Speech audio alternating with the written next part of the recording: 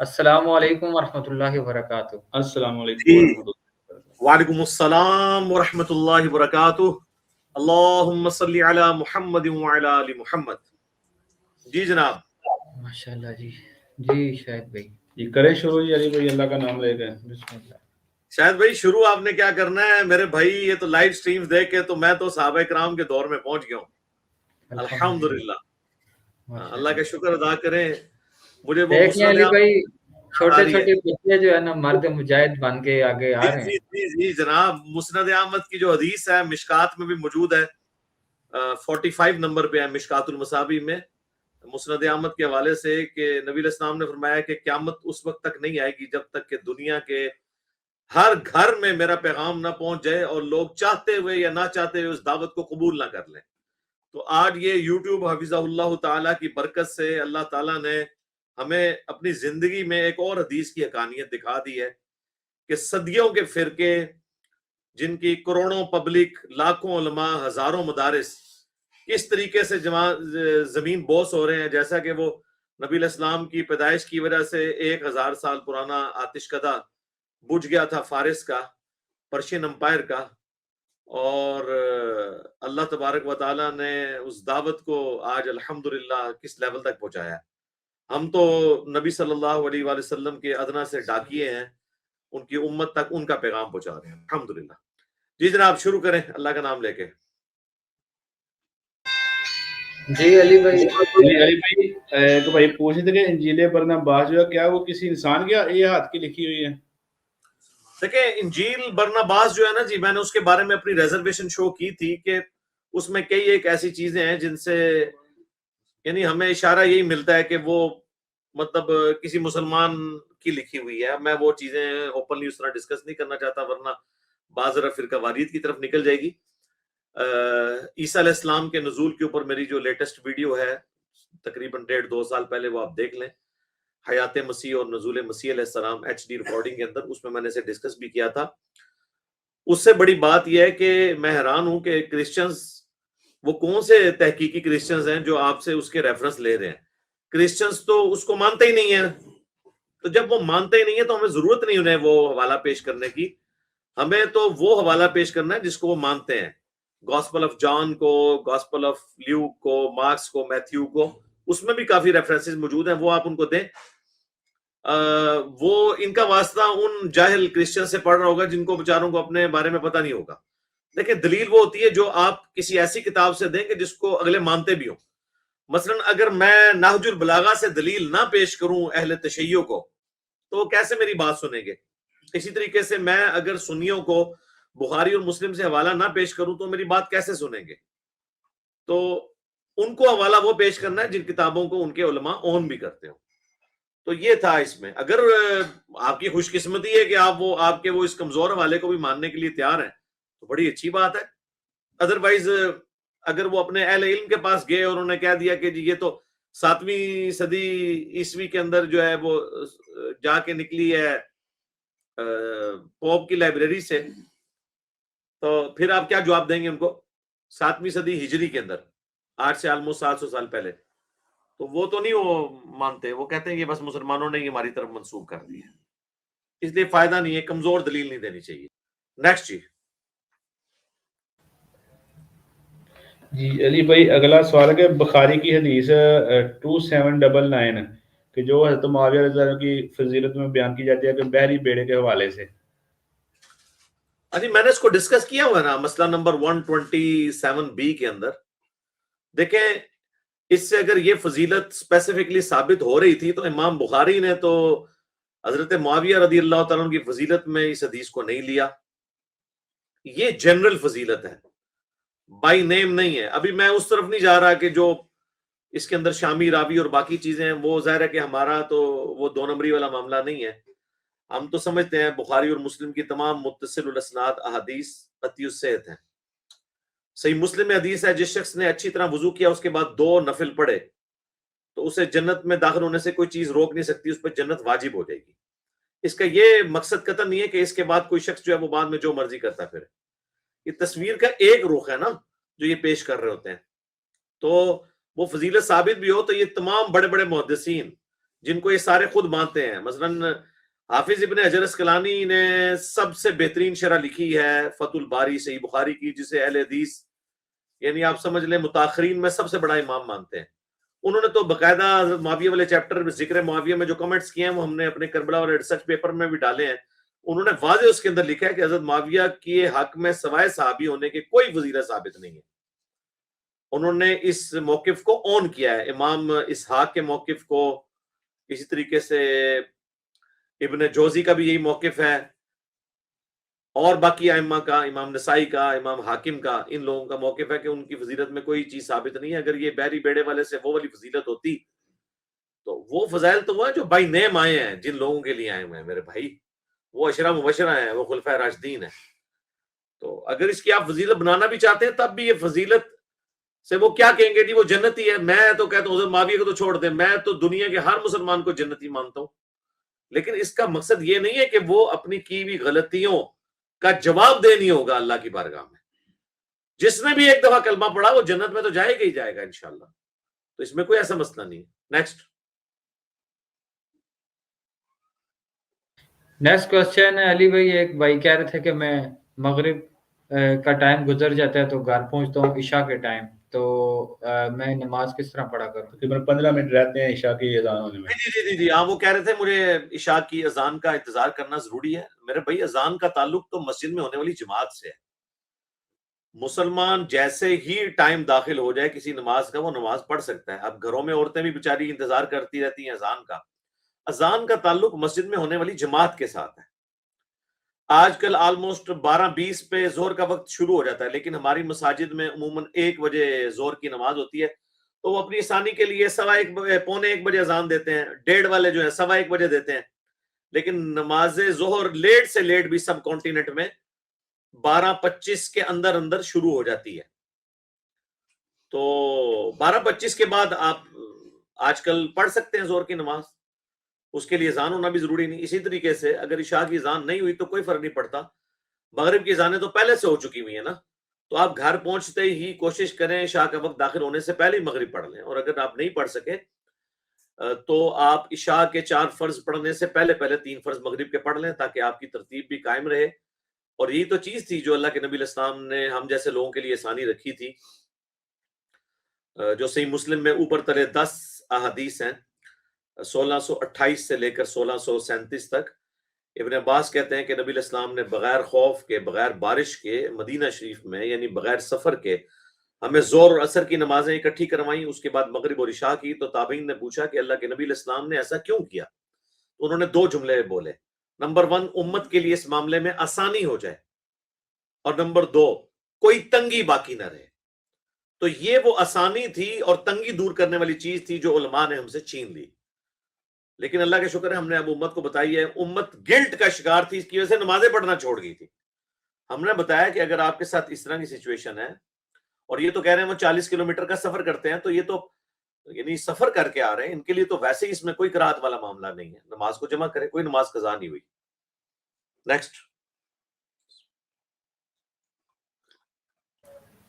علی بھائی ایک بھائی سود کے مسئلے میں پوچھ رہے تھے کہ ڈاکٹر اسرار صاحب کا تو جو ہے موقف وہ ہو رہا ہے اور آپ کا موقف ہو رہا ہے سود کے معاملے میں. کچھ چیز جو آپ کی انسٹالمنٹ پہ میں سمجھ لوں. پہلے تو میں آپ تمام بھائیوں سے ریکویسٹ کروں گا، شاید بھائی، بلال بھائی، آپ سے بھی، آپ کی ایجوکیشن کے لیے بھی، جب بھی کوئی شخص یہ بات کرے نا کہ فلاں کا یہ موقف ہے، فلاں کا یہ موقف ہے، تو مجھے بتائیں. ہم تو بڑے سے بڑے امام کے موقف کو بھی بغیر دلیل کے ماننے کے لیے تیار نہیں ہیں. ڈاکٹر اسرار صاحب کی وہ ویڈیوز میں نے سنی ہیں، انہوں نے کوئی اس میں حدیث پیش کی ہے، کوئی آیت پیش کی ہے جس کی بنیاد پر انہوں نے موقف اڈاپٹ کیا ہے. بات تو یہ ہے نا. خالی موقف تو میں بھی 1000 آپ کو گن کے بتا دوں گا تو میں اب 1000 بندوں کے جواب دیتا رہوں گا. جب بھی آپ سے کوئی سوال کرے آپ اس سے کہیں کہ اس کو چھوڑیں کسی کا موقف کیا ہے. آپ یہ بتائیں کہ انہوں نے جو دلیل پیش کی ہے قرآن و سنت میں وہ آپ نے خود پڑھ کے دیکھی، وہ ویسے تھی کہ نہیں، پھر آگے چلیں گے.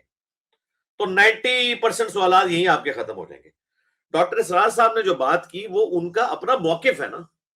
ہم جو کچھ بتا رہے ہیں نا وہ قرآن و سنت کے دلائل کی روشنی میں ہے. مروجہ جو سود تھا نبی علیہ السلام کے زمانے میں وہ تھا پیسے کے بدلے پیسہ، رقم کے بدلے رقم.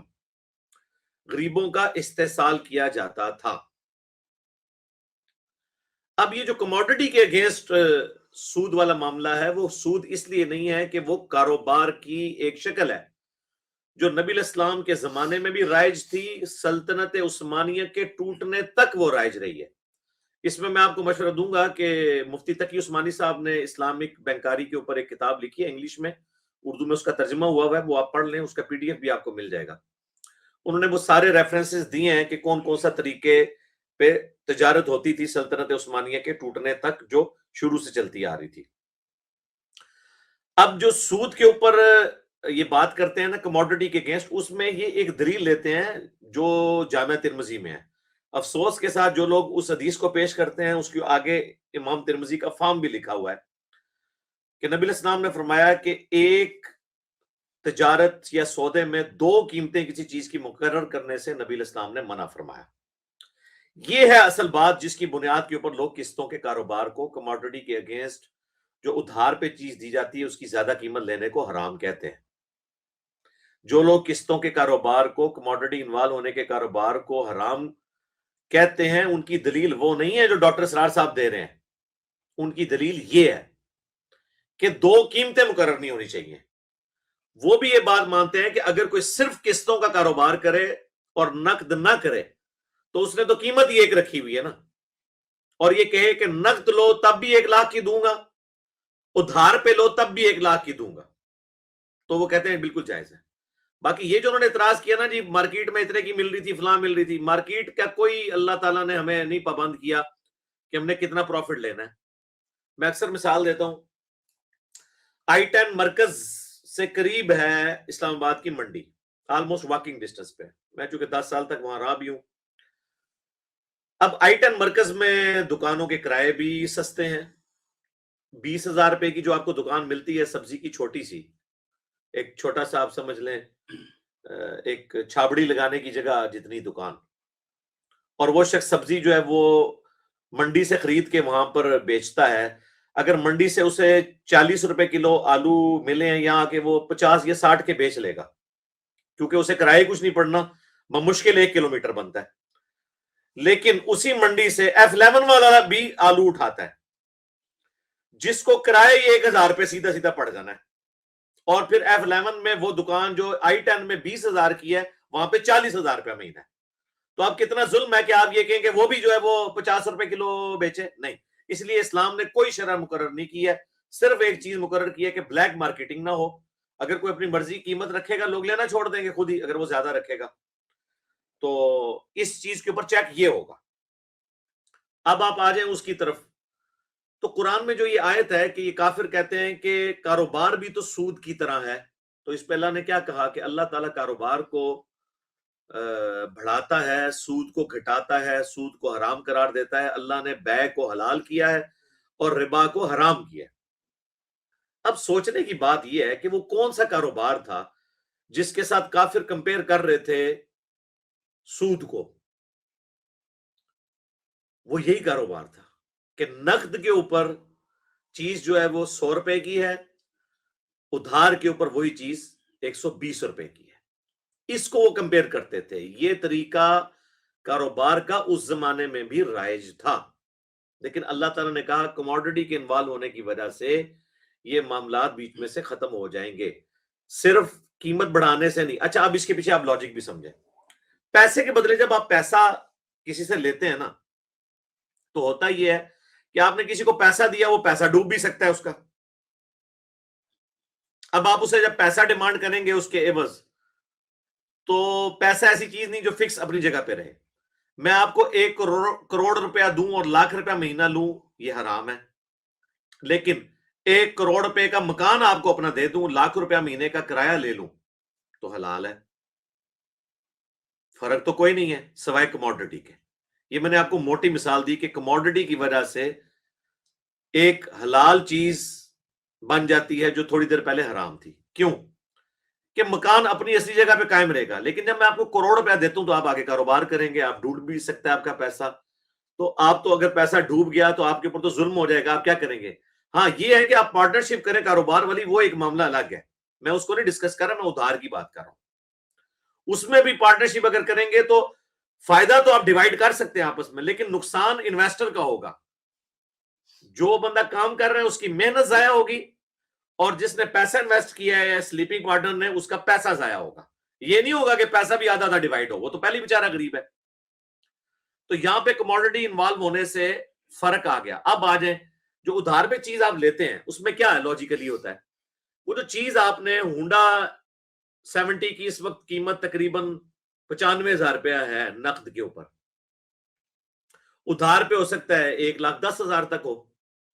1,10,000 کی موٹر بائک آپ 20,000 روپے میں نکلوا لیتے ہیں تو آپ صرف اس کے 20,000 کے مالک ہیں. 90,000 کا مالک تو وہ شخص ہے جس نے آپ کو یہ دی ہے. تو میرے بھائی وہ تو کاروبار کرنے بیٹھا ہوا ہے نا، ثواب کمانے کے لیے تو نہیں بیٹھا ہوا ادھر کہ آپ کو موٹر بائکیں بانٹتا پھرے. کاروبار کرنے بیٹھا ہے نا. تو اس نے 1,10,000 کی چیز آپ کو صرف 20,000 روپے میں دے دی. تو 90,000 کا مالک وہ تھا، 20,000 کے آپ. تو سر وہ 90,000 کی کموڈٹی کے مالک آپ نہیں ہیں. تو اتنا جو پورشن ہے آپ کی کموڈٹی کا، اس کا کرایہ آپ نے اس کو دینا ہے جب تک کہ آپ سارا ادھار نہ لیں، کیونکہ اس نے ادھار پہ آپ کو چیز دی ہوئی ہے. جو آپ ٹیکسی لے کے آتے ہیں ادھار پہ کرایہ نہیں دیں گے ٹیکسی کا. مفت میں بٹھانے کے لیے انہوں نے جو ہے وہ ٹیکسیاں مارکیٹ میں چلائی ہوئی ہیں. ٹرین میں بھی بیٹھتے ہیں تو کرایہ نہیں دیتے کموڈٹی یوز کرنے کا. یہاں پہ بھی آپ نے کموڈٹی یوز کی ہے، وہ کموڈٹی کہ جس کے آپ صرف 20,000 کے مالک ہیں. 90,000 کا مالک تو وہ تھا بندہ. ٹھیک ہو گیا. تو اب وہ جو 95 کے اوپر 15,000 ہے نا، وہ انہوں نے وہ کرایہ رکھا ہوا ہے جب تک کہ آپ اس کو اتار نہ لیں. اور اگر آپ جلدی اتارتے ہیں اس میں آپ کو انسینٹیو بھی دیتے ہیں. اس میں صرف یہ ہے کہ قسط لیٹ ہونے کے اوپر پلنٹی نہیں ہونی چاہیے. باقی میرے قسطوں کے کاروبار والی آپ ویڈیو دیکھ لیں. نیکسٹ.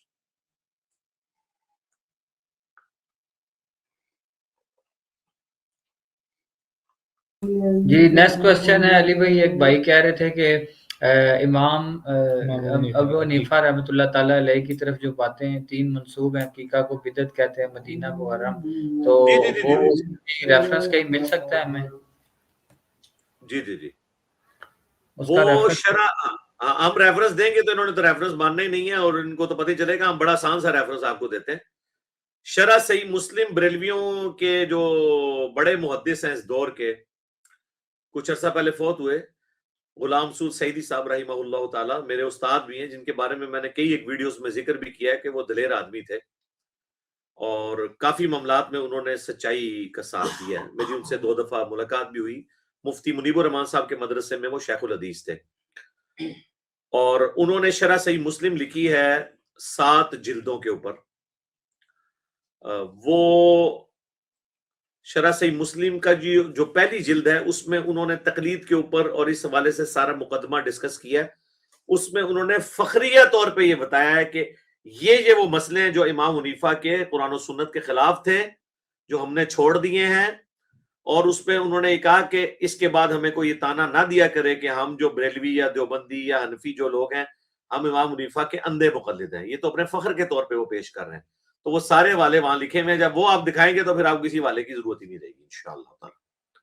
باقی جو بڑی کتابیں ان کی فتاوی عالمگیری ہے اور در مختار اور اس کے اوپر حاشیہ رد المختار، اس کے اندر بھی آپ کو چیزیں مل جائیں گی. لیکن وہ دور کی کتابیں ہوں گی آپ کے لیے. ویسے تو بنیادی کتابیں وہی ہیں، لیکن آپ کے لیے آسان یہ ہے، شرح صحیح مسلم غلام سعود سعیدی PDF ڈاؤن لوڈ کر لیں. آپ گوگل میں جائیں گے تو آرکائیو کے اوپر آپ کو مل جائے گا. اس کی پہلی جلد میں انہوں نے یہ سارے مسئلے ڈسکس کیے. نیکسٹ. جی علی بھائی، ایک بھائی کہہ رہے تھے کہ ہندوستان کے علماء سو پر بھی آپ گرفت کریں. وہ جس قسم کی گرفت مجھ سے مانگ رہے ہیں نا، وہ والی گرفت، میں تو پہلے کہوں گا کہ انڈیا میں کوئی ایک بندہ بھی ایسا نہیں ہے جو ان مولویوں کی کارستانیوں کے اوپر بولے. ان مولویوں میں بھی یہ جو مجھے مشورہ دے رہے تھے، اور وہ ان میں سے ایک تو یہ بھی بتا رہے تھے کہ میرے والد صاحب بھی، میرے بھائی بھی جو ہے نا وہ بھی عالم دین ہے. تو سرکار آپ کے والد صاحب اور بھائی کیوں نہیں اس کے اوپر ویڈیو ریکارڈ کراتے؟ آپ کروا دیں ویڈیو ریکارڈ، انشاءاللہ میں اسے انڈورس کر کے نا اپنے چینل سے پروموٹ کر دوں گا. میں بہت دور بیٹھا ہوں، میں اگر یہ بات کروں گا تو مجھے کوئی ثبوت بھی چاہیے ہوں گے، ایسے ثبوت جو میں جوڈیشری میں ثابت بھی کر سکوں. جس قسم کے وہ مفتی عبدالعزیز صاحب کی ویڈیو آئی تھی تو ایک پروف تھا نا ہمارے پاس. تو ہم نے وہ اس کو اس طریقے سے پریزنٹ کیا. ہمیں سب کچھ پتا ہے میرے بھائی, ان کو چھوڑ دیں. جب ہم نے حافظ ابن کثیر کے حوالے سے بتا دیا تھا, میری ویڈیو لاکھوں لوگوں نے دیکھی ہے, مفتیوں کی لیک ویڈیوز, کہ حافظ ابن کثیر نے 800 سے 700 سال پہلے اپنی تاریخ ابن کثیر, جسے البدایہ والنہایہ کہتے ہیں, اس میں لکھا ہے کہ علماء, فقہا, ججز اور حکومتی جو عہدے داران ہیں, ان کی اکثریت اس فعل کے اندر مبتلا ہے, سوائے جن کو اللہ بچا لے. اور انہوں نے کہا کہ اپنے بچوں کو ان بزرگان دین کی, میں اس کی ٹرانسلیشن کر رہا ہوں, بزرگان دین, ان کی پہنچ سے دور رکھیں. تو یہ تو حافظ ابن کثیر تو دیوبند مدرسہ بننے سے بھی آلموسٹ سمجھ لیں 550 سال پہلے لکھ گئے ہیں. تو اگر 550 سال پہلے یہ حرکتیں ہو رہی تھی تو دیوبند مدرسہ تھے شے ہی کوئی نہیں.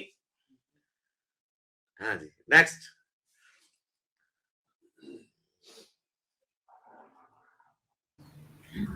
جی علی بھائی, ایک بھائی پوچھ رہے سوال کے, سفید کپڑوں کو جب ترجیح ہے تو آپ رنگین کپڑے کیوں پہنتے ہیں؟ سفید کپڑوں کو کون سی ترجیح ہے میرے بھائی؟ ایک حدیث ہے ابن ماجہ میں, ابو داؤد میں موجود ہے کہ نبی اسلام نے فرمایا کہ مسجدوں میں آتے ہوئے اور قبرستان میں اللہ کے حضور پیش ہوتے ہوئے جو ہے وہ یعنی قبر کے اندر پسندیدہ لباس سفید ہے. تو اللہ کے فضل سے مسلمان اس پہ عمل کر رہے ہیں. جمعے والے دن سفید کپڑے پہن کے مسجد میں جاتے ہیں اور مردے بھی سارے سفید کپڑوں میں دفنائے جاتے ہیں. اس کے اوپر میں نے ڈیٹیل ویڈیو ریکارڈ کروا دی ہے, کپڑوں کے رنگین ہونے کے اوپر اور سفید کپڑوں کے حوالے سے. یہ جو آپ نے بنیاد کھڑی کی ہے, یہ بنیاد ہی غلط ہے. جس طرح باقی آپ کو سٹوریاں بتائی گئی ہیں نا, یہ بھی ایک سٹوری ہے جو آپ کو بتائی گئی ہے. نبی الاسلام جو ہے, آپ نے رنگین کپڑے عموماً پہنے ہیں جی. اس زمانے میں تو سفید کپڑا جو تھا, اس کو مینج کرنا مشکل تھا نا ریگستان کے اندر. اسی لیے آپ دیکھیں جھنڈوں کا رنگ, پگڑیوں کے کلر زیادہ تر بلیک ہوتے تھے تاکہ میل خورا کلر ہے یہ. تو سفید کلر آپ کو کس نے کہہ دیا کہ سفید کلر نبی الاسلام کا لباس تھا؟ آپ صلی اللہ علیہ وآلہ وسلم رنگین لباس ہی پہنا کرتے تھے میرے بھائی. جامعہ ترمذی ابو داؤد میں موجود ہے, نبی الاسلام 2 سبز چادریں استعمال فرماتے تھے, ایک تامد اور ایک اوپر, جو آج تک کسی دیوبندی بریلوی اہل حدیث کو میں نے پہنے ہوئے نہیں دیکھی. ترمذی ابو داؤد میں موجود ہے, نکالیں.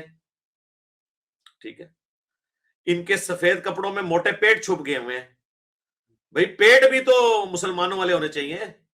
سورہ محمد میں ہے کہ یہ ایسے کھاتے ہیں کافر جس طرح جانور کھاتے ہیں. ٹھیک ہے, سورۃ المنافقون میں ہے کہ اے نبی ان کے جسم تمہیں تعجب میں نہ ڈال دیں. تو انہوں نے اپنے موٹے موٹے پیٹ جو ہے نا, غیر سنت والے پیٹ, جو بخاری مسلم ہے قرب قیامت میں جو تیسرے زمانے کا ذکر ہوا کہ لوگ موٹاپا پسند کریں گے, تو ان کے موٹے پیٹ سفید کپڑوں میں چھپے ہوئے ہیں. پیٹ تو ان کے سنت کے مطابق نہیں ہے. سفید کپڑے, صرف سفید کپڑے پہننا خلاف سنت ہے. یہ میری ورڈکٹ ہے. صرف سفید کپڑے پہننا خلاف سنت ہے. صرف سفید کپڑے پہننا خلاف سنت ہے. صرف سفید کپڑے پہننا خلاف سنت ہے, کیونکہ نبی الاسلام نے ہمیشہ سفید کپڑے نہیں پہنے. گرین تو میں نے ابو داؤد ترمذی سے آپ کو بتا دیا.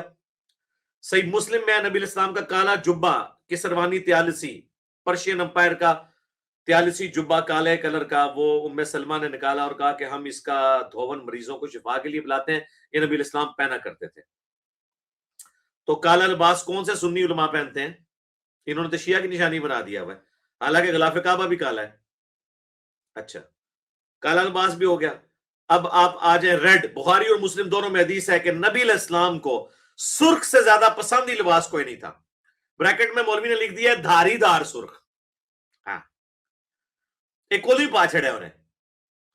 وہ کہتا نہیں سرخ تو نہیں پہنا جا سکتا نا, وہ تو عورتوں کی مشابہت ہو جائے گی اور یہ ہو جائے گا وہ ہو جائے گا. بھائی بخاری مسلم کو نہیں پتا تھا یہ حدیث نبی علیہ السلام کے ریفرنس سے, اور وہ ایک جعلی روایت ترمذی سے لاتے ہیں کہ نبی علیہ السلام نے سرخ لباس پہننے والے کے سلام کا جواب نہیں دیا. وہ روایت ہی جعلی ہے. بخاری مسلم میں موجود ہے نبی علیہ السلام کو سرخ رنگ کا لباس تھا پسندیدہ.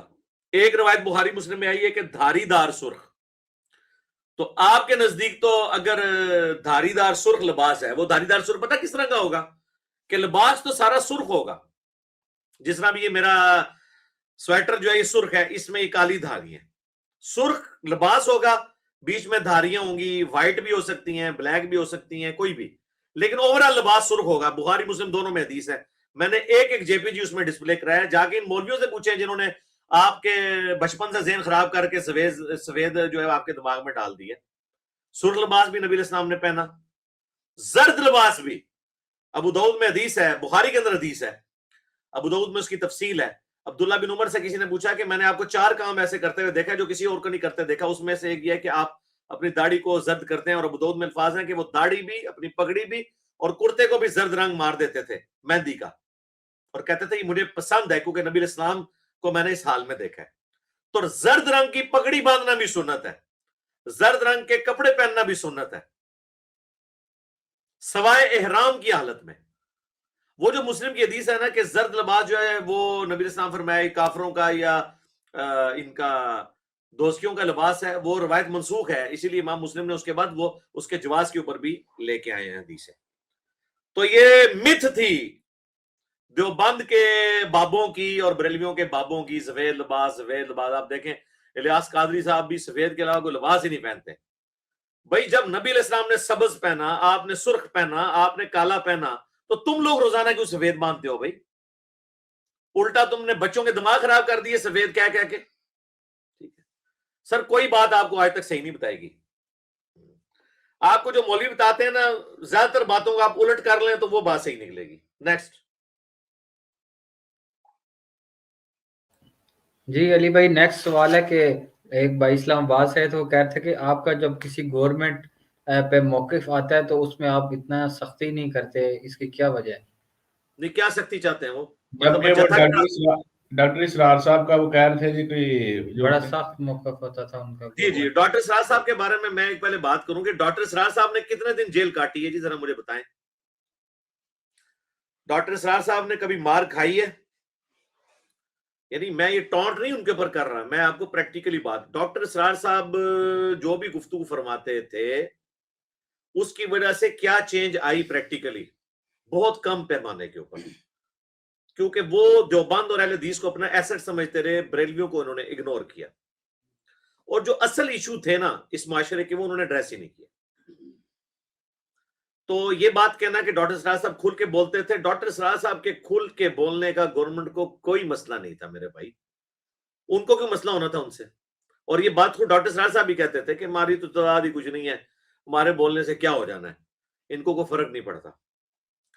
تو ڈاکٹر اسرار صاحب جو کھل کے بولتے تھے, ذرا مجھے وہ ذرا ویڈیوز بھیجیں کہ وہ کس کے خلاف کون سی بات کھل کے بولتے رہے ہیں, ذرا بتائیں نا مجھے. پھر میں آگے اس کے اوپر انالیسس کروں گا, پھر میں بتاؤں گا کہ میں کتنا کھل کے بولوں. اگر آپ یہ کہتے ہیں جتھا چڑھانا, یعنی حکومت کے اوپر جتھا چڑھا دینا, تو ڈاکٹر اسرار صاحب نے کون سا جتھا چڑھایا ہے ذرا مجھے بتائیں. ڈاکٹر اسرار صاحب کے پاس ماشاءاللہ اس وقت ٹویوٹا کرولا گاڑی تھی جب لوگوں کے پاس موٹر بائک بھی نہیں ہوتا تھا 70s میں. تو ماشاءاللہ وہ ایک ایلیٹ کلاس سے تعلق رکھنے والے تھے, ان کی زندگی میں سادگی ضرور تھی لیکن ماشاءاللہ انہوں نے ایک اچھی زندگی گزاری ہے. ہم اس دور میں میرے بھائی موٹر بائک پہ پھرتے ہیں, ہمارے پاس کار نہیں ہے اللہ کے فضل سے. تو ہمیں کسی اور بندے کے ساتھ کمپیئر نہ کروایا کریں. ڈاکٹر اسرار صاحب میرے استاد ہیں, میرے مرشد ہیں. میں لاہور جاتا تھا نا پہلے تو داتا دربار جاتا تھا, اب میں کبھی لاہور مجھے جانا ہو تو میں ڈاکٹر اسرار صاحب کی قبر پہ جا کے دعا کرتا ہوں, وہ میرے محسن ہیں اور روزانہ میں ان کے لیے دعا کر کے سوتا ہوں. لیکن جو سچائی والی بات ہے وہ میں اپنی جگہ کروں گا جو ہے.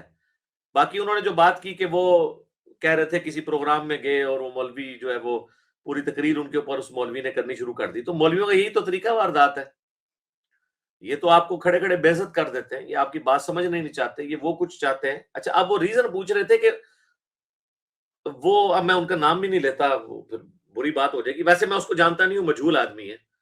آپ لوگ فوراً کہہ دیتے ہیں فلاں بندہ بڑا مشہور ہے, فلاں یہ ہے مشہور. یار خدا کے لیے جن کے لاکھوں میں سبسکرائبر ہوا کریں ان کے بارے میں یہ ورڈکٹ دیا کریں. آپ اگر کسی کو جانتے ہیں اس کا یہ مطلب نہیں ہے کہ مشہور ہے. ہاں قاسم علی شاہ صاحب کو آپ کہہ سکتے ہیں وہ واقعی مشہور ہے, ماشاءاللہ ان کی تو ہمیں پتہ ہے فیم کا, تو ان کا تو نام میں پہلی بار سن رہا ہوں. اور باقی بھی جو جن لوگوں کے آپ نے نام بتائے ہیں ان لوگوں کو بھی آپ دیکھیں تو 25-30 ہزار روپے کی وہ کرسیاں ہیں جس پہ بیٹھ کے وہ آخرت کی باتیں کر رہے ہوتے ہیں کہ جی جنت میں جو ماشاءاللہ درخت ہوگا اس کا جو ایک تنکا ہوگا وہ V8 بھی اس کا مقابلہ نہیں کرتی. سرکار یہ جو آپ نے یہاں اپنی جنت بنائی ہوئی ہے لوگوں کے چندوں سے، 30-40 ہزار روپے کی کرسیوں پہ آپ لوگ بیٹھے ہوئے ہیں، ٹھیک ہے؟ میں تو زمین پہ بیٹھ کے بات کر رہا ہوں نا. میری اکیڈمی میں جو کرسی ہے وہ بھی 10 سال پہلے میں نے اپنی پاکٹ منی سے 2000 روپے کی خریدی تھی پلاسٹک کی، آج بھی میرے پاس وہی کرسی ہے. یہ آپ کی باتیں کیا جنت والی کسی کو اثر کرنی ہے؟ آپ کی تو جنت یہاں بنی ہوئی ہے. آپ لوگ تو ماشاءاللہ 1 گھنٹے کا لیکچر دینے کے ہزاروں روپے نہیں لاکھوں روپے چارج کرتے ہو. آپ کی تو یہی جنت بنی ہوئی ہے دین کے نام کے اوپر. تو آپ کو تو مزہ آئے گا، یہ تو آپ کو تو اس کا ٹیسٹ فیل ہوگا، ظاہر ہے آپ تو بینیفیشری ہے نا اس سسٹم کے. مسئلہ تو تب ہوتا ہے کہ بندہ اپنی جیب سے لگاتا ہے. تو میں وہ اس اسپیسیفک اس آرگنائزیشن کا نام لے کے نہیں کرنا چاہتا. ان کے کافی اسٹوڈنٹ میرے پاس آتے ہیں جو یعنی اسٹوڈنٹ تھے، یعنی وہ پھر بتاتے ہیں کہ ہم نے کیا کیا چیزیں آبزرو کی. میں وہ بتانا نہیں چاہتا آپ لوگوں کو. تو پھر ہم وہی بات کریں گے، ہمسا ہو تو سامنے آئے. یہ تکبر کے طور پہ نہیں ہے، پریکٹیکلی اللہ کے نبی چٹائی پہ بیٹھتے تھے اور میں 10 کروڑ کی گاڑی سے نیچے اتروں تو مجھے زیب نہیں دیتا میں یہ بات کروں، ٹھیک ہے نا. ہاں، اگر میں اس طرح کی لائف نہیں گزارا تو مجھے زیب دیتا ہے کہ میں ایسی بات کروں. سیدھی سی بات ہے. تو یہ جو وہ کہہ رہے تھے کہ وہ غصہ کیوں ہوئے، یہ ٹروتھ سرکار آپ کو ہم ہی بتا سکتے ہیں. وہ غصہ اس لیے ہوئے کہ بیسیکلی جو سلفی اسکول آف تھاٹ ہے نا، وہابیزم، جو یعنی آپ اہل حدیث کہہ لیں، یہ سارے اہل حدیث ہیں بیسیکلی، یہ اس بلٹ اپ میں. یہ لوگ خلافت ان چیزوں سے بھاگتے ہیں. گورنمنٹ لیول کے اوپر اسلامی سسٹم آنے سے یہ لوگ بھاگتے ہیں. یہ کبھی ان چیزوں کا نام نہیں لیں گے کیونکہ یہ ملوکیت کے پروردہ ہوتے ہیں. اسی لیے دیکھیں سعودی عرب میں اتنا کچھ ہوا. اسی مولوی کو آپ کہیں نا، جس آپ مولوی کا ذکر کر رہے تھے اور وہ اس آرگنائزیشن کا ذکر کر رہے تھے، یہ لوگ ذرا بولے نا سعودیہ کے اوپر، ایک جملہ نہیں بولیں گے کیونکہ یہ کھاتے ہیں لے کے ان کا، یہ ان کے سپورٹر ہیں. کبھی بھی نہیں بولیں گے. اسلامی نظام پہ اس لیے بات نہیں کریں گے کہ سعودیہ کے اندر چونکہ اسلامی نظام نہیں ہے، ملوکیت ہے، بادشاہت ہے، نسل در نسل ایک خاندان کی حکومت ہے. اگر یہ یہاں پہ اسلامی نظام کے لیے بات کریں گے تو ہمارے جیسے لوگ کہیں گے کہ بھائی جن سے ریال لے رہے ہو ادھر بھی اسلامی نظام کی بات کرو. تو یہ بڑے ہوشیار ہیں، ان کو پتا ہے کہ ہمیں اپنے آقاؤں کے خلاف بھی بولنا پڑ جائے گا اگر ہم یہاں بولے اسلامی نظام کے لیے. تو اہل حدیث جو ہے وہ کبھی بھی آپ کو اسلامی نظام پہ بات کرتے ہوئے نظر نہیں آئیں گے. اسلامی نظام پہ اگر کوئی بات کرے گا تو وہ لوگ کریں گے کہ جو لوگ اس طرح کی چیزوں کے بینیفیشری نہیں ہیں. اسی لیے دیکھیں ڈاکٹر اسرار صاحب رحمہ اللہ تعالیٰ اس زمانے میں بھی سعودیہ کی ملوکیت کے خلاف بولا کرتے تھے اور بڑے دھڑلے سے بولا کرتے تھے، جس طرح ہم اب بولتے ہیں، کیونکہ وہ بینیفیشری نہیں تھے، وہ تو بہت سخت ہے. اسی لیے آپ دیکھیں اہل حدیث سخت نفرت کرتے ہیں ڈاکٹر اسرار سے، اس وجہ سے کہ وہ سعودیہ کے بارے میں بولتے تھے. حتیٰ کہ انہوں کا جو میسی ٹی وی ہے، ایک جو سیٹلائٹ ٹی وی ہے، پیغام ٹی وی اہل حدیث کا، انہوں نے باقاعدہ اس پہ ترمذی کی جعلی روایت چلا دی کہ نبی علیہ السلام نے فرمایا کہ عربیوں سے محبت کرو. آگے امام ترمذی نے لکھا ہوئے روایتیں جعلی ہیں، میں نے ان کا پوسٹ مارٹم کیا تھا پھر پورا، کہ اہل حدیث اس لیول پہ اتر چکے ہیں کہ جن کو امام بھی جعلی روایتیں کہ یہ اپنے ریال دینے والے آقاؤں کی محبت میں وہ جھوٹی روایتیں پیش کرتے ہیں. پھر میں نے کہا تھا جنے ہو تو پھر ایران کے بارے میں حدیثیں ہیں بخاری مسلم میں کہ اگر دین ثریا ستارے کی چوٹی پہ ہوتا تو فارس ایران کے لوگ وہاں سے حاصل کر لیتے. تو یہ حدیث بھی چلاؤ نا وہاں پہ. وہ نہیں کبھی چلائیں گے کیونکہ ایران سے انہیں نفرت ہے. عربیوں کے حق میں وہ جھوٹی روایتیں بھی چلا لیں گے اور فارس کے لوگوں کے حق میں سچی روایتیں بھی نہیں چلائیں گے. تو ان کا کرائٹیریا کچھ اور ہوتا ہے. یہ ساری جو اندر کی باتیں ہیں نا میرے بھائی، یہ تو ہمیں پتہ ہے نا، ہم تو سوں کے بتا دیتے ہیں کہ یہ کیوں ہو رہا ہے اور یہ کیوں نہیں ہو رہا اللہ کے فضل سے. تو اس لیے وہ کبھی بھی اسلامی نظام کے لیے بات نہیں کریں گے. رہ گیا میرا، انہوں نے کہا میرے بھائی میرا موقف یہ طالبان کا جب یہ ہوا تھا 15 اگست 2021 کو یہاں پر حکومت آئی تھی افغانستان میں، اس وقت بھی میں نے خلافت پاکستان میں نظام خلافت اس کے اوپر ڈسکشن کی تھی کہ نبی علیہ السلام کا زمانہ اس اعتبار سے بہت بہتر تھا کہ آپ کے مخالفین کافر تھے، کم از کم پتہ تو تھا یہ مسلمان یہ کافر. یہ زمانہ اس لیے ورسٹ ہے کہ ہمارے مخالفین کافر نہیں ہیں، وہ مسلمان ہیں جو خود بد عقیدہ ہیں، شرک میں ڈوبے ہوئے ہیں قرآن و سنت کی الف بے ان کو نہیں آتی ہے، اور وہ الٹا اپنے آپ کو بڑا مسلمان سمجھتے ہیں، ہمیں گستاخ رسول سمجھتے ہیں. اکثریت تو ان کی ہے نا. مثلا بریلوی مکتب کی اکثریت ہے، وہ ڈاکٹر سار کو کیا سمجھتی ہے؟ کافر. اہل حدیثوں کو کافر، دیوبندیوں کو کافر، شیعہ کو کافر سمجھتی ہے. تو اکثریت تو وہ ہے. تو ان کے اوپر آپ اسلامی نظام کیسے کریں گے جب تک کہ آپ ان کو یہ نہ بتائیں کہ یار آپ کے بزرگوں نے آپ کو دھوکے دیے ہیں، اور یہ کام اللہ کے فضل سے صرف ہم نے کیا ہے. یہ نہ ڈاکٹر سرار صاحب نے کیا، نہ مولانا مودودی نے کیا. اس لیول کے اوپر جو کرنے کی ضرورت تھی ہم نے تو بنیادی یعنی اس کو جڑ پکڑ لی اللہ کے فضل سے. اس لیے آپ کو تبدیلی نظر آ رہی ہے نا. کوئی جماعت نہیں، کوئی چندہ نہیں، کوئی مدرسہ نہیں ہے. اس بڑے لیول کے اوپر تبدیلی کیوں آئی ہے؟ کہ ہم نے وہ مرض پکڑ لیا. ون صاحب کو جب مرض پتا چل جائے نا، یعنی اس کو آپ یوں سمجھیں کہ اگر کسی کنویں کے اندر کتا گر جائے تو آپ بے شک 10 سال تک بھی اس سے ڈول نکالتے رہیں، جب تک کتا نہیں نکالتے نا وہ تعفن نہیں ختم ہوگا. ہم نے وہ کتا دریافت کر لیا ہے، ہم نے کتا نکالا ہے. جیسے ہی تھوڑے سے ڈول نکالے ہیں، یہ 8-10 سال کے اندر سارا کنواں صاف ہو گیا. آپ دیکھیں کس طریقے سے فیشن ریاکشن سٹارٹ ہو گیا، لوگ کس طرح چینج ہو رہے ہیں. ہم نے وہ پرابلم ایریا آئیڈینٹیفائی کر لیا. تو میرے بھائی ابھی ہماری دعوت ایمبریونک سٹیج کے اوپر ہے. نبی علیہ السلام کی دعوت جب تک قریش مکہ نے قبول نہیں کی تھی، آپ کی دعوت ایکسپورٹ نہیں ہوئی. اسی طریقے سے جب تک سب کانٹیننٹ میں جس فرقے کی اکثریت ہے وہ آپ کی حق بات کو قبول نہیں کرتا، ان پہ آپ کی محنت کارگر نہیں ہوتی جس طرح ہماری ہو رہی ہے الحمدللہ، یہ دعوت آگے پھیل نہیں سکتی. اس کے اوپر میں کافی دفعہ بول چکا ہوں. نیکسٹ آمدہ نہیں یہ سوال لینا، آپ نے آمدہ لوگوں کو بتا دینا یہ فلاں نمبر لائیو سیشن دیکھ لیں، اس میں اینڈ پہ ہے، بلکہ اس کا ایک کلپ بھی بنا دیجیے گا. جی ٹھیک ہے علی بھائی. اچھا ایک بھائی نے آخر میں سوال کیا تھا کہ سورۃ فاتحہ میں لکھا ہوا ہے کہ اللہ تعالیٰ میں ان لوگوں پہ چلا جن پہ انعام ہوا، تو قرآن اس پاک میں میں 50 دفعہ بول چکا ہوں یار، 50 دفعہ بول چکا ہوں. نہیں، وہ کہتے ہیں کہ اصل میں سورہ قرآن بنی پاک میں سب سے بنی اسرائیل میں آئے، قرآن پاک میں ہے کہ سب سے زیادہ انعامات بنی اسرائیل میں ہوئے، بنی اسرائیل کی قوم پہ ہوئے تھے. تو کیا میں ان کو فالو کرنا چاہیے؟ وہ شاید یہ پوچھنا چاہ رہے ہیں. بالکل، نبی علیہ السلام کی شریعت جو ہے بنی اسرائیل کی کنٹینیوشن ہے. ہم کب کہتے ہیں کہ نبی علیہ السلام جو ہے وہ اس دین کے بانی ہیں؟ ہم تو یہی کہتے ہیں کہ اس دین کا بانی اللہ ہے. اس دین کے پہلے پروفٹ حضرت آدم علیہ السلام ہے، اور آخری پروفٹ محمد رسول اللہ صلی اللہ علیہ وسلم. اور یہ عقیدہ شروع سے ایک ہی چلتا رہے.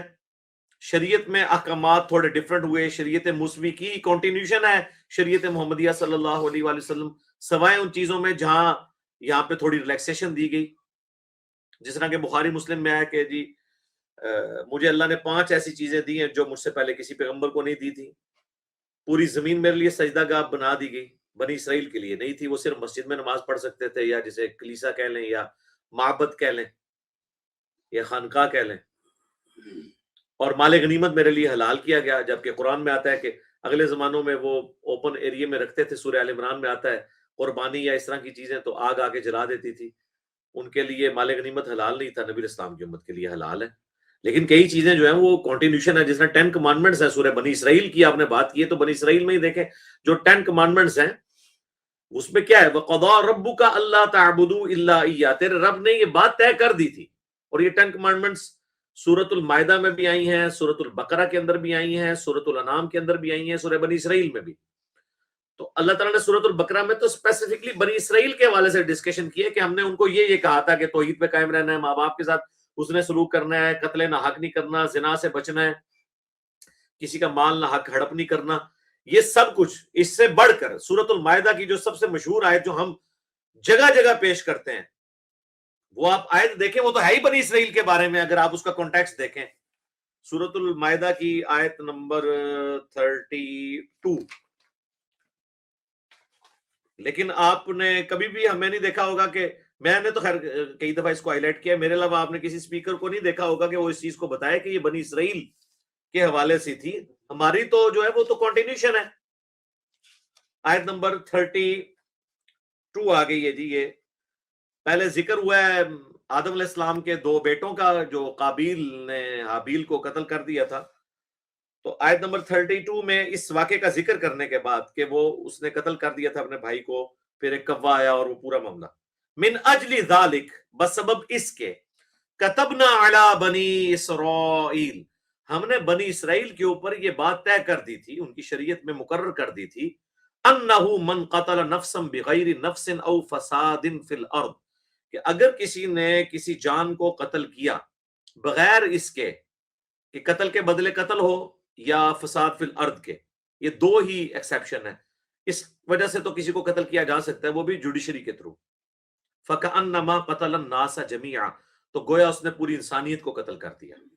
وَمَنْ أَحْيَاهَا فَكَأَنَّمَا أَحْيَا النَّاسَ جَمِيعًا، اور جس نے ایک زندگی کو بچایا گویا اس نے پوری انسانیت کو بچا لیا. تو یہ تو ہم بڑا فخر سے بتاتے ہیں جی، قرآن میں لکھا ہے جس نے ایک جان کو قتل کیا پوری انسانیت کو قتل کیا، جس نے ایک جان کو بچایا پوری انسانیت کو بچایا. اور یہ تو انسانیت کی بات ہے، صرف مسلمان کی بات نہیں ہوئی. تو یہ ہے کس کو ہوئی ہے؟ بنی اسرائیل کو. تو بنی اسرائیل کی جو شریعت ہے اس کی کنٹینیوشن ہے شریعت محمدیہ صلی اللہ علیہ وآلہ وسلم، لیکن اس میں کئی چیزیں امپرووڈ ہیں اس سے جو اس وقت نہیں تھی. تو ٹھیک ہے. باقی جو شیخ محمد صاحب کے والے سے میں کافی کل بول چکا ہوں کہ ان کے عقیدے کفری ہیں. اس کا یہ مطلب نہیں ہے کہ وہ جو کچھ کہہ رہے ہیں وہ غلط کہہ رہے ہیں. جو کچھ قرآن میں لکھا ہو تو میں بھی کہہ رہا ہوں، اگر یہ بات انہوں نے کی ہے تو یہ میں بھی کہہ رہا ہوں. ٹھیک ہے. تو باقی جو ان کے عقیدے کفری ہیں وہ تو کفری ہیں، وہ آپ خود پڑھیں قرآن، آپ کو پتہ چل جائے گا کس طریقے سے وہ ٹویسٹ کرتے ہیں. تو بس انتظار کریں کہ ان کے سبسکرائبر جو ہیں وہ لاکھوں میں چلے جائیں، تو پھر ہم انشاءاللہ اس کے اوپر کوئی تفصیلی بات ضرورت نہیں ہے کرنے کی. اسپیسیفکلی کوئی ایک بات ہائی لائٹ کر دو. میں نے تو کل بھی کہا تھا کہ جو بھی وہ کہتے ہیں آپ قرآن خود کھول کے پڑھیں، آپ کو خود ہی پتہ چل جائے گا کہاں پہ ڈنڈی مار رہے ہیں. جی جی علی بھائی، سوالات کا سلسلہ ختم ہو گیا ہے، دعا کروا دیں کائنڈلی. آ گیا. آپ لوگوں نے میری ریٹائرمنٹ کا غلط فائدہ اٹھانا شروع کر دیا ہے. اب یہ دیکھیں 44 منٹ لگ گئے ہیں مجھے. جی علی بھائی، حالانکہ میرے کافی کام پھر پینڈنگ ہو جاتے ہیں. کوشش کیا کریں کہ جو سوال یعنی میں ایڈریس کر چکا ہوں نا یار، آپ لوگ اتنی محنت تو کریں نا کہ ان کے کلپ بنائیں. اب یہ میں نے پچھلی 2-3 مجالس کے اندر جس طرح یہ قسطوں کے کاروبار کے حوالے سے میں نے بات کر دی ہے، یہ محمد شیخ صاحب کے حوالے سے بات کر دی ہے، اس طرح کی جو میں باتیں کریٹیکل کر رہا ہوں، یہ سوال آپ دیکھیں گے کہ یہ بار بار ریپیٹ ہوں گے. ٹھیک ہے نا. تو وہ پھر یہ سوالات جب آپ سے ہو رہے ہو نا، اسی دوران ہی آپ کہہ دیا کریں کہ فلاں کلپ دیکھ لیں، میرے تک نہ ادھر اس سوال کو آنے دیا کریں. جی صحیح ہے. اس کا مثال یہ ہو رہا ہے. ہاں جی جی ویسے تو ہمارے بھائی ہیں کافی سارے. دانی بھائی آفیشیل یوٹیوب چینل ہے، ایک اللہ اکبر کے نام سے یوٹیوب چینل ہے، وہ ریگولر اس طرح کے کلپ بنا کے جو ہے نا وہ چڑھا دیتے ہیں. نہیں تو بس ان کی طرف ریفر کر دیا کریں نا، مجھے تو نہ بولنا پڑے یار. جی ٹھیک ہے. ہاں یہ کچھ چیزیں جو ہیں یہ بار بار آنی ہے، اسلامی نظام اور یہ اور وہ. اب اسلامی نظام کے اوپر یہ کر دینا ذرا، اور لیکن خدا نہ انہاں دی فوٹو نہ لانا نال ایڈے 40 ہزار دی کرسیاں تے بیٹھ کے تے جناب وہ گلاں کر رہے ہیں. اور پھر لوگ کہیں گے سانو، میں دیکھو نام کسی کا نہیں میں نے لیا، ٹھیک ہے نا، وہ پھر بالکل پرسنل ہونے والی بات ہے. تو ضروری نہیں ہے. ہم تو میرے بھائی اپنا کام کر رہے ہیں اللہ کے فضل سے. جسے پسند ہے وہ قبول کرے، جسے نہیں پسند وہ بے شک قبول نہ کرے اور ہماری بھی اصلاح کرے. لیکن ہماری اصلاح اس طرح نہیں کہ فلاں یہ کہتا ہے، نہیں، قرآن یہ کہتا ہے، حدیث یہ کہتا ہے، اس طرح ہمیں حوالے دے کے کریں. باقی جو مولویوں کے حوالے سے کہتے ہیں نا فلاں مولوی کے اوپر لیکچر ریکارڈ کرا دیں، میرے بھائی مولوی تے مکرے نہیں، ٹپٹو مولوی نے. اور دنیا دا ہر مولوی اس ٹائم دین دی خدمت سمجھ رہا ہے کہ میرے خلاف وہ ویڈیو ریکارڈ کرا دے. مجھے تو عمر نو بھی مل جائے تو میں ان کے جواب نہیں دے سکتا. ہاں، اور میں نے جواب کیوں دینے ہیں؟ میں تو آلریڈی اپنے بات کر چکا ہوں، میری بات کے جواب میں انہوں نے جواب دیا ہے. تو آپ دونوں کو کمپیئر کریں، جو بات آپ کو اچھی لگتی ہے قبول کر لیں. یہ تو نہیں ہونا کہ میں نے ریبٹل کرتے رہنا ہے. ویسے میں نے کل وہم نکال دیا، آپ لوگوں نے وہ کلپ چڑھا دی ہے کہ ٹھیک ہے بڑوں کو لے کے آؤ اپنے. یہ کہتے ہیں نا کہ اس نے انجینئرنگ فرقے کی بنیاد رکھی ہے، تفنن کے طور پہ میں مان لیتا ہوں، چلو جی رکھی ہے. تو اس فرقے کا معنی میں ہوا بقول آپ کے. تو پھر اپنے ابوں کو لے کے آؤ نا، بچے تو نہ لے کے آؤ، ابا لے کے آؤ اپنا، سب سے بڑا ابا جو ہے دنیا میں. بریلوی اپنا لے کے آئے، دیوبندی اپنا لے کے آئے، اہل حدیث. یہ نہیں ہے کہ ابا کسی کو نامینیٹ کرے گا، نہ نہ نہ، ابا خود آئے نا. دین پہ مشکل وقت آیا تو ابا نکلے نا باہر. ٹھیک ہے نا. تو وہ تو ہم نے کہہ دیا جس کو بھی شوق ہے تو اپنا بڑا لے آئے، بڑے سے بات کر لیں گے. ٹھیک ہے، میں ریپیٹ کر دیتا ہوں. تقی عثمانی صاحب دیوبندیوں کی طرف سے، اور ساجد میر صاحب اہل حدیث کی طرف سے، مفتی منیب الرحمان صاحب بریلویوں کی طرف سے، اور سید جواد نقوی صاحب اہل تشیع کی طرف سے. میں نے چاروں بڑے فرقوں کے بڑے علماء کے نام میں نے بتا دیے. ہاں، لیکن یہاں آنے سے پہلے آپ کے جو جتنے بڑے علماء ہیں وہ انڈورس کریں کہ یہ ہمارا ریپ ہوگا وہاں پہ. اپنے ساتھ کسی کو نہیں لے کے آئے گا, اکیلا آئے گا. کیمرہ مین لائے, سیکیورٹی گارڈ جتنے مرضی لے آئے, باہر رہیں گے. میں بیٹھوں گا, میرا کیمرہ مین بیٹھے گا, یہ بیٹھیں گے, ان کا کیمرہ مین بیٹھے گا. پھر دنیا دیکھے گی کیا ہوتا ہے, اور وہ چلے گا بھی لائیو, ریکارڈڈ نہیں سرکار, نہ لائیو چلے گا. اور اگلی آفر کر دیتے ہیں, چلیں اس ویڈیو کی وساطت سے اگر وہ یہاں آنے میں تردد محسوس کرتے ہیں تو شاہد بھائی اور بلال بھائی اسٹریم یارڈ پہ ان کو لے آئیں آپ, ٹھیک ہے, لیکن آئیں گے بڑے. ہاں ویسے تو ہماری دعوت کا جو والیوم ہے نا اس حساب سے تو یہ چھوٹے ہیں, ان کی ویورشپ اس سے بہت کم ہے, لیکن پھر بھی چونکہ اپنے فرقے میں بڑے ہیں, ٹھیک ہے. تقی عثمانی صاحب کو آپ لوگ لیں, آپ کے بھی جو رابطے کر رہے ہیں نا ان کو کہ لاؤ تقی عثمانی صاحب کو اسٹریم یارڈ کے اوپر لے آؤ, اکیلے آئیں. میں بھی اکیلا بیٹھوں گا, میں تو بیٹھی بیچارہ اکیلا ہوتا ہوں, اکیلا بند کمرے میں 10x10 کے کمرے میں بیٹھ کے پوری دنیا کو آگے لگایا ہوا ہے ایک کیمرے کے ساتھ, ٹھیک ہے. تو میں اکیلا بیٹھتا ہوں, چھوٹے سے بات نہیں ہونی, نہ بڑے سے بات ہوگی. تقی عثمانی صاحب, ساجد میر صاحب, مفتی منیب الرحمان صاحب, سید جواد نقوی صاحب. جواد نقوی صاحب کا تو میں آپ کو گارنٹی کرتا ہوں کہ وہ تو نہیں بیٹھیں گے انشاءاللہ تعالی, کیونکہ وہ اہل تشیع میں وہی مجاہدانہ رول ادا کر رہے ہیں جو ہم اہل سنت میں ادا کر رہے ہیں, ٹھیک ہے. اور ایون میں آپ کو بتاؤں, جب شیخ زبیر علی زئی صاحب حیات تھے نا تو اہل حدیث جب مجھے تنگ کرتے تھے, میں کہتا تھا وہ مناظرہ کرو, میں کہتا تھا لے آؤ ان کو, غلام مصطفیٰ ظہیر صاحب کے استاد شیخ زبیر علی زئی صاحب کو, جن کو میں بھی مانتا ہوں. وہ کہتے تھے غلام مصطفیٰ صاحب سے بات کرو. وہ غلام مصطفیٰ صاحب سے تو بڑے اچھے طریقے سے عمر صدیق صاحب نے بات کر لی ہے, انشاءاللہ امید ہے کہ اب وہ دوبارہ بات کرنے کے قابل بھی نہیں رہیں گے. تو زبیر علی زئی صاحب کو میں کہتا تھا لے آؤ میرے سے مناظرہ کر لیں. مجھے پتا تھا کہ وہ نہیں بیٹھیں گے, جیسا مجھے جواد نقوی صاحب کا پتا ہے. تو یہ ہے نا بڑے زندہ, یہ کب بزرگان دین کام آئیں گے. اللہ کا شکر ہے ان کی زبانیں بھی ابھی لڑکھڑائی نہیں ہیں, ذہنی توازن بھی ابھی نہیں بگڑا, ماشاءاللہ خلط ملط کے شکار بھی نہیں ہوئے, اور یہ بڑے کس دن کام آنے ہیں. دیکھیں اولمپکس میں بھی جب 90 گرام کا مقابلہ 90 kg کا مقابلہ 90 kg والے سے ہوتا ہے نا, یہ تو نہیں ہوتا کہ 25 kg والے سے اس کا مقابلہ کروایا جائے. تو پھر لیول کے پلوان لے کے ہیں, اور اس چیز کا نبی علیہ السلام نے بھی اہتمام کیا. آپ کو پتہ ہے غزوہ بدر میں جب وہاں سے قریش کے بڑے بڑے سردار لڑنے کے لیے آئے تو یہاں سے انہوں نے جب بظاہر چھوٹے خاندان کے لوگوں کو بھیجا تو انہوں نے کہا ہم نہیں لڑیں گے. پھر حضرت علی حضرت حمزہ آئے مقابلے پہ, ان کا ہاں آپ یہ ٹکر کے لوگ ہیں. یار اتنی تو کافروں کو بھی سمجھ تھی حضور کے زمانے کے, جو آپ کے مفتیوں کو نہیں سمجھ. تو ٹکر کا بندہ لے کے آئے نا اپنا بڑا, چھوٹوں سے بات ہی نہیں ہونی. تو یہ بڑوں کے بارے میں کہیں گے نہیں جی وہ اصل میں آپ ہوتا ہے مناظرہ ایک فن ہوتا ہے, وہ ان بچاروں کو تو نہیں آتا. تو یہ بچارے پھر تمہارے لیڈر کیوں ہیں؟ ٹھیک ہے, لیڈر تو ہوتا ہے جس میں کمپیٹنسی ہو. خلفائے راشدین کو اگر لیڈر چنا گیا تو کمپیٹنٹ تھے نا, امامت بھی خود کرواتے تھے نا, خطبے بھی خود دیتے تھے, ڈیسیژن بھی خود کرتے تھے, ٹھیک ہے, بڑے بڑے محاذوں کے اوپر خود وہ فرنٹ سے لیڈ کرتے تھے, ٹھیک ہے. تو نام کے بڑے ہیں خالی, ٹھیک ہے جی. دعا کروا دوں